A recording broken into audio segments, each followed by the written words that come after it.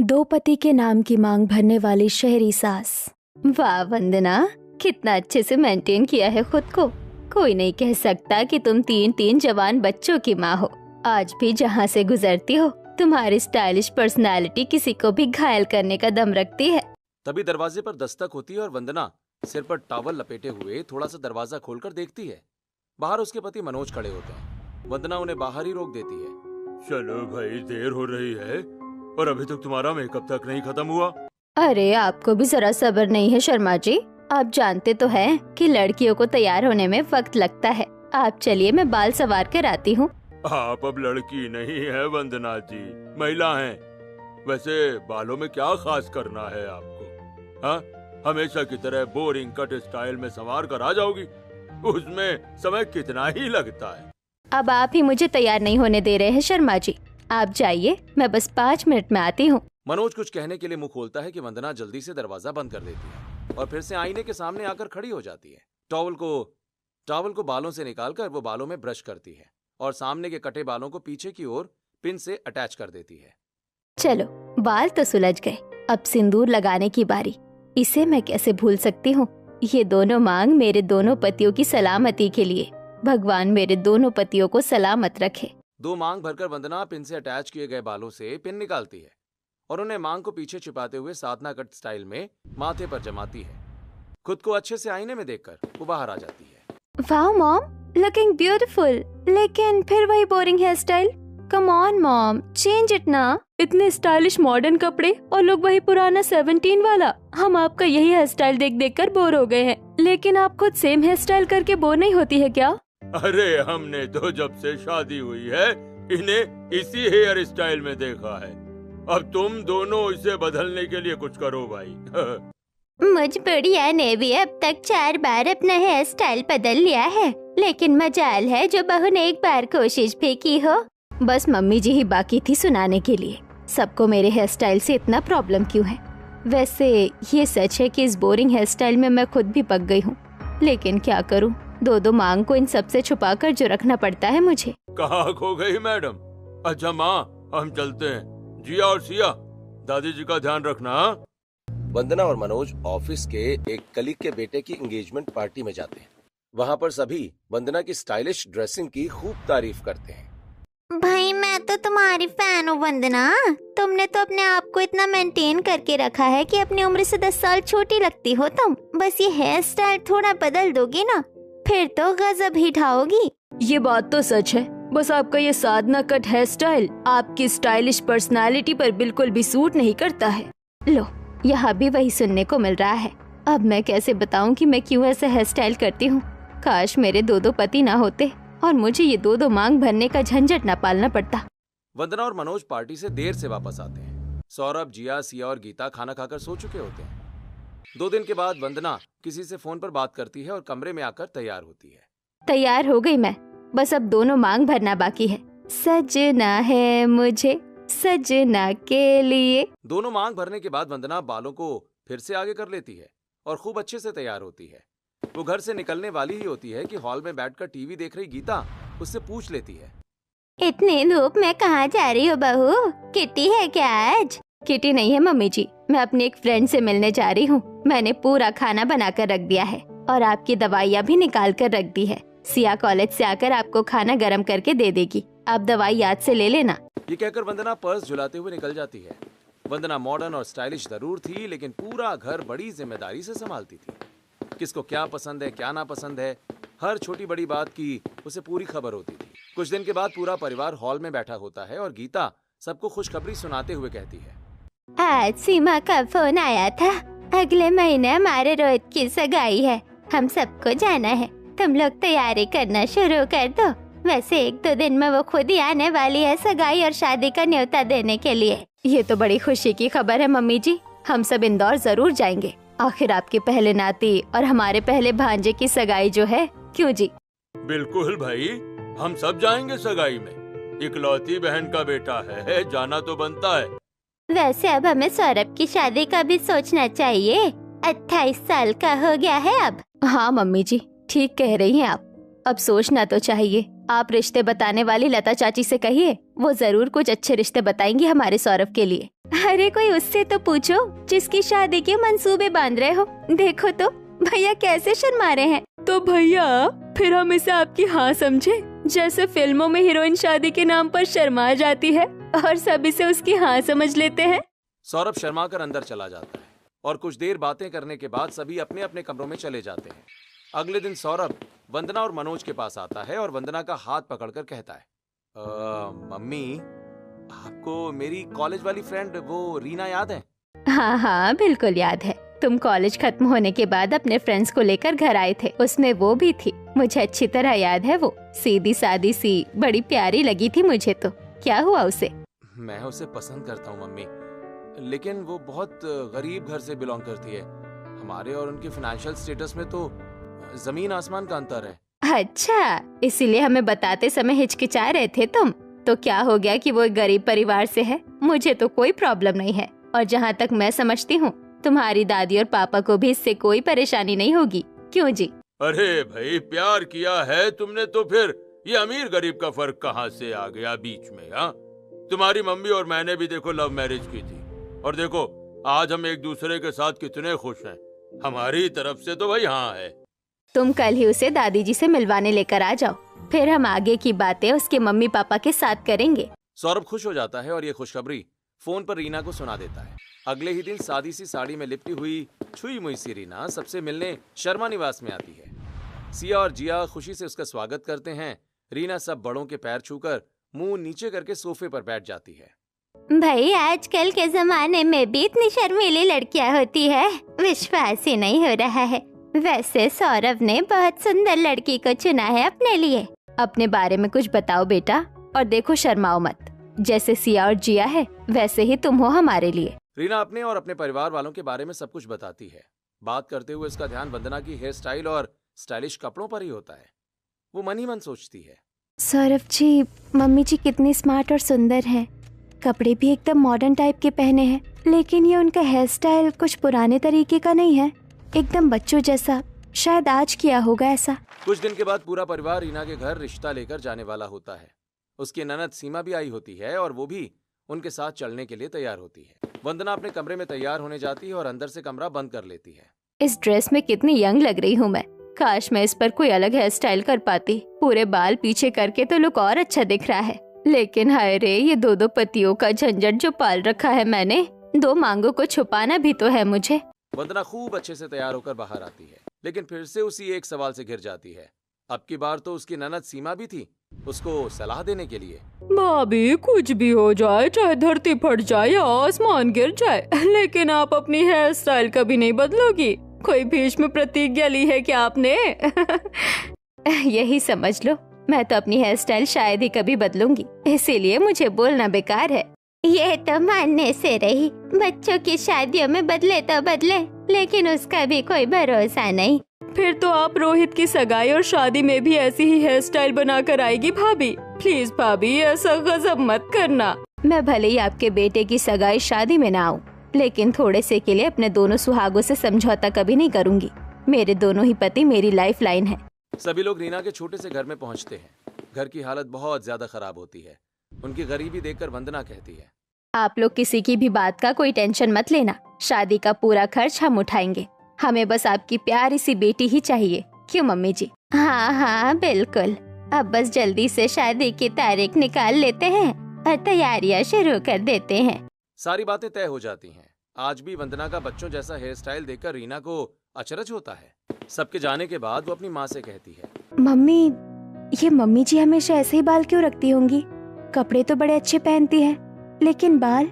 इतनी अच्छी सास है तुम्हारी, उस पर ध्यान दो जरा। ये क्या उनके बालों को लेकर बैठ गई हो? कितने प्यार से बात करती हैं। पैसे का तो जरा घमंड नहीं है उनमें। रीना को भी मम्मी की बात जचती है और वो फिर इस बारे में नहीं सोचती। इसी तरह शादी का दिन भी आ जाता है। वंदना और मनोज अपने कमरे में तैयार हो रहे होते हैं। सुंदर सी साड़ी में सजी वंदना को देखकर मनोज कहता है, अरे वाह भाई वाह, आज तो आप गजब ढा रही हैं मैडम। अरे बाल तो संवार लीजिए। अभी तो मैंने बस साड़ी ही पहनी है, अभी मेरी मेकअप आर्टिस्ट आएगी, वो मुझे पूरा तैयार कर देगी। देखिए भाई वंदना जी, इतना भी सुंदर मत दिखना कि कोई मनचला आपको हमसे छीन कर ना ले जाए। हे भगवान, 2 पति क्या कम है जो मैं तीसरे के बारे में सोचूंगी भी? ना बाबा ना, 2 ही काफी है। अच्छा बाप बाहर की व्यवस्था देखिए, मेरी मेकअप आर्टिस्ट आती ही होगी। मनोज खुशी खुशी बाहर चला जाता है और थोड़ी देर में मेकअप आर्टिस्ट सुजाता आ जाती है। वंदना को ऊपर से नीचे तक निहारने के बाद वो सीटी बजाते हुए कहती है, वाह आंटी, आज तो साड़ी में भी आप बिजलियाँ गिरा रही हैं। आपकी बहू को तो आपसे कॉम्प्लेक्स आ जाएगा। चलिए मैं आपका मेकअप कर देती हूँ। थैंक यू सुजाता, ये तुम्हारा कमाल है। मैं हर बार तुम्हारे टिप्स ही तो फॉलो करती हूँ। सुजाता वंदना का मेकअप कर देती है और उसके बालों को हाथ लगाकर कहती है, चलिए आंटी, अब मैं आपके हेयर स्टाइल भी कर देती हूँ। अरे नहीं, ये ऐसे ही ठीक है, तुम जाओ अब। वंदना के बर्ताव से सुजाता हैरान रह जाती है और चुपचाप चली जाती है। उसके जाते ही वंदना गहरी सांस लेती है और दरवाजा अंदर से बंद करके बाल ऊपर उठाकर अपनी दोनों मांग में भरा सिंदूर देखती है। आज तो मेरी पोल खुलते खुलते बची है। हे भगवान, ये कैसी परीक्षा है मेरी। आखिर कितने दिन मुझे लोगों से ये राज छुपा कर रखना पड़ेगा कि मेरे 2 पति हैं, इसीलिए मैं 2 मांग भरती हूँ। वंदना तैयार होकर हॉल में आती है और सब उसके लुक की तारीफ करते हैं, लेकिन मनोज थोड़ा अपसेट हो जाते हैं और वंदना को कोने में ले जाकर धीरे से कहते हैं, तुम तो मेकअप आर्टिस्ट से तैयार होने वाली थी ना, फिर ये बालों को भी उसी से सेट क्यों नहीं करवा लिया? माना तुम्हें अच्छा लगता है ये स्टाइल, लेकिन अब ये बिल्कुल बचकाना लगता है।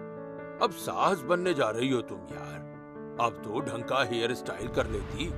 तुम मेरा मूड खराब मत करो प्लीज, और मैं ये हेयर स्टाइल तब तक नहीं बदलूंगी जब तक क्या? रुक क्यों गई, बताओ मुझे। बता सकती तो जरूर बता देती, लेकिन तुम मेरी बात नहीं समझोगे। कोई भी मेरी बात नहीं समझेगा। प्यार करने की सजा है ये, बस इतना समझ लो तुम। मनोज को हैरान छोड़कर वंदना वहां से चली जाती है और शादी के फंक्शन में बिजी हो जाती है। मनोज भी मेहमानों का स्वागत और आव भगत में लग जाता है। थोड़ी देर के बाद दोनों इस मनमुटाव को भूल जाते हैं और सबके साथ खूब डांस करते हैं। चलो भाई, अब रीना ऑफिशियली हमारी हुई। बहन जी, आप रीना की बिल्कुल भी फिक्र मत करना, और जब चाहे उसे बुला लेना या आप आ जाना। एक ही शहर में तो है हम। रीना गलत बात सह नहीं पाती है और उसके लिए लड़ने के लिए खड़ी हो जाती है। बहन जी, उसकी ये आदत उसके लिए मुसीबत भी बन जाती है। आप प्लीज इसे नजरअंदाज कर दिया कीजिएगा। अरे ये तो अच्छी बात है, इसमें गलत क्या है? आप चिंता मत कीजिए, सब अच्छा ही होगा। इसी तरह हंसी खुशी के माहौल में शादी पूरी हो जाती है और रीना शर्मा परिवार में बहू बनकर आ जाती है। दरवाजे पर उसका खूब शानदार स्वागत होता है। उस पर फूलों की बारिश होती है और आरती उतारकर उसका स्वागत किया जाता है। रात को अपने कमरे में, आखिर हमारी शादी हो ही गई रीना, मुझे तो यकीन ही नहीं हो रहा है। यकीन तो मुझे भी नहीं हो रहा है कि मैं इतने शानदार घर की बहू बन गई हूँ। और सबसे ज्यादा धन्यवाद तो मुझे मम्मी जी का करना चाहिए कि उन्होंने मेरे भाई को भी अच्छी जॉब दिलवा दी है। अब उनके दिन भी बदल जाएंगे। सच में मम्मी जी बहुत अच्छी है। रीना वंदना की अच्छाइयों से बहुत प्रभावित हो गई थी, लेकिन उसके जिज्ञासु मन में अभी भी वंदना की हेयर स्टाइल को लेकर सवाल बना रहता था। एक एक करके शादी के बाद की सारी रस्में निपटती हैं और रीना अब सबसे काफी घुल मिल जाती है। फिर एक दिन वो सौरभ से वंदना के हेयर स्टाइल के बारे में पूछ ही लेती है। सौरभ, मम्मी जी हमेशा एक ही तरह का हेयर स्टाइल क्यों बनाती है? मैंने जब पहली बार उन्हें देखा था तब से लेकर आज तक ऐसे ही देख रही हूँ, ऐसा क्यों? यार, हम तो बचपन से ही मम्मी को इसी हेयर स्टाइल में देखते आ रहे हैं रीना। ये उनका स्टाइल है, तुम ज्यादा ध्यान मत दो, क्योंकि हम भी उन्हें कह कहकर हार चुके हैं, लेकिन उन्होंने कभी इसे बदलने की कोशिश तक नहीं की। इसी तरह कुछ दिन और बीत जाते हैं। एक दिन पूरा परिवार बैठकर हंसी मजाक कर रहा होता है कि तभी सिया मजाक में कहती है, भाई हमारे मम्मी पापा के हौसले की भी दाद देनी पड़ेगी। उस जमाने में इन्होंने लव मैरिज की थी, जबकि दोनों ही फैमिली कंजर्वेटिव थी। सबकी बातें सुनकर वंदना नई नवेली दुल्हन की तरह शर्मा जाती है। अगले दिन वंदना अपने कमरे में बेड पर लेटकर किसी से फोन पर बात कर रही होती है कि तभी रीना अंदर आती है। तो वंदना झट से फोन कट कर देती है और हड़बड़ा कर कहती है, बहू, जब भी मेरे या किसी और के कमरे में जाओ तो हमेशा दरवाजा नॉक करके जानी चाहिए। आइंदा ध्यान रखना। जी ठीक है मम्मी जी, मैं ध्यान रखूंगी इस बात का। मैं आपसे पूछने आई थी कि आज खाने में क्या बनाऊं? हाँ हाँ, तुम बना लो। वैसे भी मुझे आज कहीं जाना है, मैं तुम्हें बता देती हूँ कि क्या क्या बनाना है। या फिर ऐसा करो, तुम खुद ही कुछ अच्छा सा बना लो। अच्छा, मुझे देर हो रही है बेटा, मैं तैयार हो जाती हूँ। वंदना प्यार से कहती है और रीना भी दरवाजे को थोड़ा सा खींचकर चुपचाप चली जाती है। उसे कुछ याद आता है और वो पलट कर आती है। तब तक वंदना दोबारा फोन लगाकर बात कर रही होती है। कुछ सुनकर रीना बाहर ही ठिठक जाती है। वंदना कह रही होती है, हाँ बाबा, मैं बस जल्दी ही पहुंच जाऊंगी। अच्छा, अरे हाँ, मिले बिना और देखे बिना तो मुझे भी चैन नहीं पड़ता है ना। मैं बस आ ही रही हूँ, अब फोन रखने दोगे तो मैं तैयार होंगी ना। Okay bye. ये सब सुनकर रीना को बहुत अजीब सा लगता है। वंदना गाना गुनगुनाती हुई बेड से उठती है और आईने के सामने खड़ी होकर अपने फिगर को देखकर खुश होती है। रीना दरवाजे की फट से ये सब कुछ देखती है। आज उनसे पहली मुलाकात होगी, फिर आमने सामने बात होगी। वाह वंदना, तेरी मेंटेन फिगर का तो जवाब ही नहीं है। ऐसे ही सब दीवाने नहीं है तेरे। ये कहकर वंदना टॉवल लेकर गुनगुनाते हुए वॉशरूम में चली जाती है। रीना मन ही मन सोचने लगती है, ये मम्मी जी किससे मिलने जाने वाली है जो इतना खुश हो रही है। वो तो ऐसे चहक रही है जैसे किसी बहुत खास से मुलाकात है उनकी। उनका व्यवहार मुझे कुछ अजीब सा लग रहा है। सोचते हुए रीना वहां से चली जाती है और वॉशरूम से आकर वंदना पहले दरवाजा अंदर से लॉक करती है, फिर खुशी से आईने के सामने खड़ी होकर बालों में ब्रश करते हुए अपने आप से कहती है, बस कुछ ही देर बाद मैं उनसे मिलूंगी। इस बार तो घर में शादी की तैयारियों के बीच पूरे 1 महीने से मिली नहीं हूँ उनसे। आ रही हूँ तुमसे मिलने। ये देखो, तुम्हारे नाम का भी सिंदूर भर लिया है मैंने अपनी मांग में। इधर अपनी ही सोच में खोई हुई रीना बाहर हॉल में आ जाती है और सारा सामान ठीक से जमाने लगती है। तभी वंदना तैयार होकर हॉल में आती है और पूरे हॉल में परफ्यूम की भीनी खुशबू फैल जाती है। रीना गौर से वंदना को देखती है और पूछती है, आप कहीं जा रही है मम्मी जी? हाँ बेटा, जल्दी ही आ जाऊंगी। वैसे तुम घर में हो तो मैं बेफिक्र होकर जा सकती हूँ, वरना जल्दी जल्दी भाग कर आना पड़ता है। अच्छा डियर, शाम को मिलते हैं। मम्मी जी सो रही है, तुम उन्हें बता देना। हाँ, और दवाई याद से देना उन्हें। वंदना सैंडल बजाती हुई पर्स झुलाते हुए चली जाती है। उसे जाता हुआ देखकर रीना सोचती है, ये मम्मी जी तो ऐसे तैयार होकर गई हैं जैसे कॉलेज की कोई लड़की हो। बस बाल भी और अच्छे से जमा लेती तो सच में ही कॉलेज की लड़की लगती। लेकिन इतना तैयार होकर गई कहाँ है मम्मी जी, और फोन पर किससे बात कर रही थी? अब रीना का दिमाग पूरी तरह इस बात में अटक जाता है कि आखिर वंदना गई कहाँ है। दोपहर को गीता उठती है और वंदना को आवाज लगाती हुई अपने कमरे से बाहर निकलती है। वंदना, वंदना बहू, मेरा खाना लगा दो। दादी जी, मम्मी जी तो तैयार होकर बाहर गई हैं। आपका खाना मैं लगा देती हूँ। वैसे कहाँ गई है मम्मी जी, आपको पता है क्या? नहीं बेटा, पता तो नहीं है, लेकिन वो जाती रहती है अक्सर। लेकिन कुछ ज्यादा ही तैयार होकर गई है मम्मी जी आज। बहुत ही सुंदर लग रही थी। हमेशा इतना ही सज धज कर जाती है क्या मम्मी जी? अच्छे से तैयार होना और अपनी उम्र से कम दिखना तो शौक ही है उसका। क्या बनाया आज खाने में? रीना गीता को खाना परोसती है और मन ही मन सोचती है, मुझे तो दाल में कुछ काला नजर आ रहा है। मम्मी जी बहुत अच्छी है, उनके बारे में कुछ भी गलत सोचने का मन नहीं कर रहा है। लेकिन क्या करूं, मन को समझाऊं भी तो कैसे? दोपहर को सिया और जिया कॉलेज से लौटती हैं और खाने की टेबल पर आती हैं।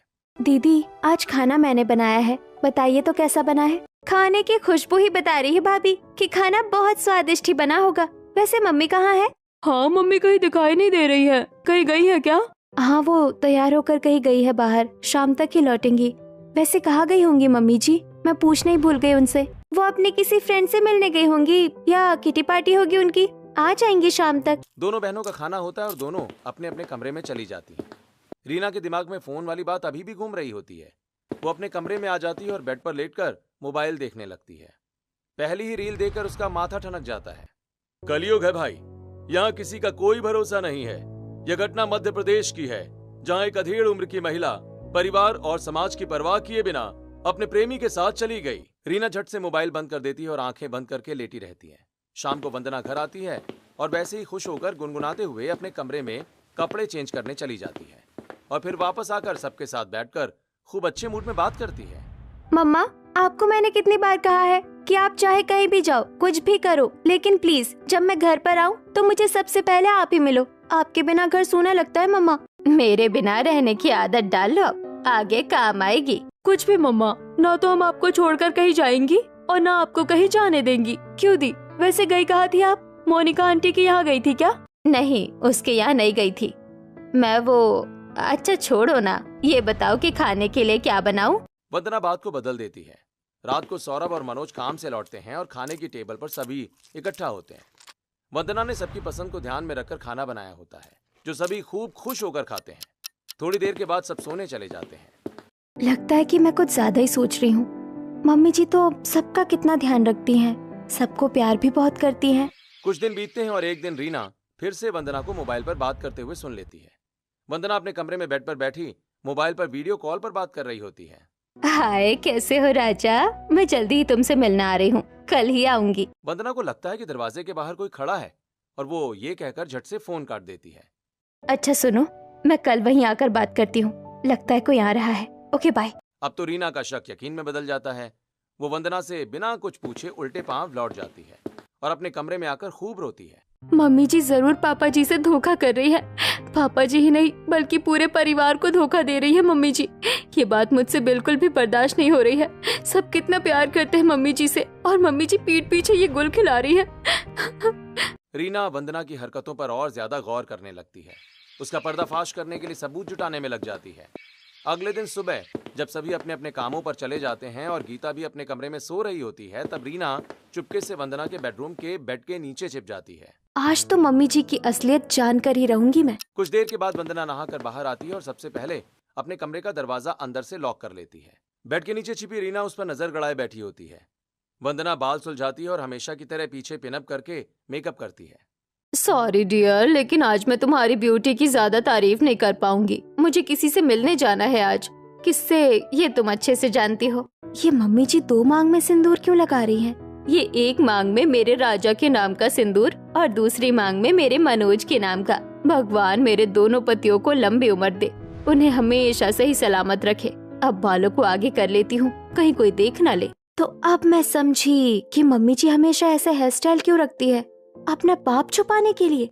बालों को हमेशा की तरह जमाकर वंदना पूरी तरह तैयार हो जाती है और कमरे से बाहर चली जाती है। पीछे से रीना भी चुपचाप निकलकर हॉल में आ जाती है। अरे कहाँ थी तुम बेटा? मैंने सब दूर तुम्हें ढूंढ लिया। अच्छा, मैं किसी जरूरी काम से बाहर जा रही हूँ, तुम सबका ध्यान रखना, ठीक है? ठीक है मम्मी जी। आपको तो मम्मी जी कहने का मन ही नहीं कर रहा है। आप इस हद तक गिर सकती है, मैं सोच भी नहीं सकती। मैं आपको क्या समझती थी और आप क्या निकली मम्मी जी। आज तो मैंने अपनी आंखों से सब कुछ देखा और कानों से सुना है। वंदना चली जाती है और रीना अब उसका राज सबके सामने लाने की मुहिम में जुट जाती है। अब उसे वंदना से नफरत सी होने लगती है। रात को सब बैठकर बातें करते हैं। तब सिया, तुम्हारी एग्जाम कैसे हुई बेटा? और तुम वो ड्राई फ्रूट्स के लड्डू खा रही हो ना? जिया, तुम भी डाइटिंग के चक्कर में वीक दिखती जा रही हो, अपना ध्यान रखो भाई। मम्मी जी तो ऐसे दिखा रही हैं जैसे सबका कितना ध्यान रखती हैं। झूठी कहीं की। बस कुछ दिन और, फिर ये झूठ की सारी कहानी सबके सामने खुल जाएगी। अभी कुछ कहूंगी तो मम्मी जी मेरी बात झुठला देंगी और ये लोग भी मुझे ही बेवकूफ समझेंगे। 2 दिन बाद वंदना फिर से कहीं जाने की तैयारी कर रही होती है और रीना बेड के नीचे से पूरा वीडियो बना लेती है, जिसमें वंदना 2 मांग भरती है और दोनों पतियों के नाम लेती है। रात को सभी के इकट्ठा होने के बाद, मम्मी जी आज तो मैं आपके बालों में घी से मालिश कर देती हूँ। नहीं बेटा, मैंने कहा था ना तुम्हें कि मुझे घी की स्मेल बिल्कुल पसंद नहीं है। मैं कुछ नहीं जानती मम्मी जी, आज तो मैं घी लगा कर ही मानूंगी, चाहे कुछ भी हो जाए। तुम्हें समझ में नहीं आता है क्या? अकल नहीं है क्या तुम में? ये क्या बचपना है रीना? जब मम्मी को नहीं लगवाना है तो पीछे क्यों पड़ी हो तुम? बचपना मैं नहीं, मम्मी जी कर रही हैं। उनका किसी के साथ अफेयर चल रहा है और वो सबकी आंखों में धूल झोंक कर उससे मिलने जाती हैं। बकवास बंद करो बहू, अपनी मर्यादा में रहो। वंदना मेरी बेटी है, उसके बारे में बकवास नहीं सुन सकती मैं। वंदना हक्का बक्का होकर देखती है और मनोज और बाकी घर वाले भी रीना को डांटते हैं। रीना अब अपना मोबाइल लेकर आती है और सबको पूरा वीडियो दिखाती है। सब हैरान रह जाते हैं। मनोज बिना कुछ कहे दुखी होकर वहाँ से जाने लगता है तो वंदना उसके पैरों में गिर जाती है। आप बिना मेरी बात सुने यहाँ से मत जाइए। ये वीडियो बिल्कुल सच है, लेकिन मैं अपनी सफाई में कुछ कहना चाहती हूँ जो आज तक मैंने सबसे छिपा कर रखा था। आपको याद है, हमारी शादी के समय हम दोनों एक पंडित जी के पास गए थे। मनोज, मेरे घर में भी हमारी शादी से किसी को कोई दिक्कत नहीं है, लेकिन वो लोग हमारी कुंडलियाँ मिलाना चाहते हैं। तो दिक्कत क्या है? हम आज ही चलते हैं ना उनके पास। दोनों अपनी कुंडलियाँ लेकर पंडित जी के पास जाते हैं। कुंडलियाँ देखकर पंडित जी के चेहरे पर चिंता के भाव उमड़ने लगते हैं। वे वंदना से अकेले में बात करना चाहते हैं और मनोज बाहर चला जाता है। बेटा, तुम्हारी कुंडली में एक ऐसा दोष है जिसके कारण तुम्हें 2 शादियां करनी पड़ेंगी। ये दोष कुछ सालों तक बना रहेगा। अब तुम 2 शादियां तो कर नहीं सकती, तो तुम्हें पहले एक पेड़ से शादी करनी पड़ेगी, फिर तुम मनोज से शादी कर लेना। मैं मनोज से शादी करने के लिए कुछ भी कर सकती हूँ पंडित जी। आप जैसा कहेंगे मैं वैसा करूँगी। बस ये बात आप किसी को भी मत बताइएगा, मनोज को भी नहीं। ऐसा ना हो कि ये सुनकर हमारे घर वाले शादी से इनकार कर दे। मैं तो मनोज के बिना मर ही जाऊंगी। हाँ ठीक है बेटा, लेकिन एक और बात, जब तक ये दोष खत्म नहीं होता तुम्हें तुम्हारे दोनों पतियों के नाम की मांग भरनी पड़ेगी और दोनों का पति की तरह ख्याल और सम्मान करना पड़ेगा। वंदना ये बात सिर्फ अपने भाई को बताती है और पंडित जी की मौजूदगी में वंदना की उसी के घर के आंगन में लगे पेड़ से शादी हो जाती है। मैं मेरे घर के आंगन में लगे पेड़ जिसे हमने राजा नाम दिया था, अपने भाई से उसके बारे में पूछती थी। ये थी पूरी कहानी। आप लोग मुझ पर यकीन करना चाहे तो करिए, वरना कोई बात नहीं। तभी दरवाजे की बेल बजती है और अचानक पंडित जी अंदर आते हैं। वंदना बेटा, इतनी अच्छी खबर थी कि मुझसे रहा ही नहीं गया और मैं सीधा इधर ही चला आया। तुम्हारा दोष खत्म हो गया है बेटा। भगवान ने आपको बड़े अच्छे समय पर भेजा है पंडित जी। अब आप अपने मुंह से सबको पूरी कहानी सुनाइए। पंडित जी पूरी कहानी बताते हैं और हकीकत खुद ब खुद सबके सामने आ जाती है। रीना शर्म से अपना सिर झुका लेती है और मनोज प्यार से वंदना को गले लगा लेता है। तुम मुझे इतना प्यार करती हो वंदना? इतने साल से तुम इतना बड़ा सेक्रीफाइस करती आ रही हो। तुम्हारी हेयर स्टाइल को लेकर तुमने कितनी बातें सुनी है हम सबसे, लेकिन एक बार भी मुंह नहीं खोला। बहू अच्छी हो तुम। मनोज बहुत किस्मत वाला है। सॉरी मम्मी जी, मेरी बेवकूफ़ी की वजह से मैं आपको गलत समझ बैठी। कोई बात नहीं बेटा, लेकिन तुम्हारी बेवकूफ़ी की वजह से ही तो सबको असलियत पता चली है। और अब मैं सबसे पहले अपना हेयर स्टाइल चेंज करूंगी और आप सबकी शिकायतें दूर करूंगी। अंत भला तो सब भला।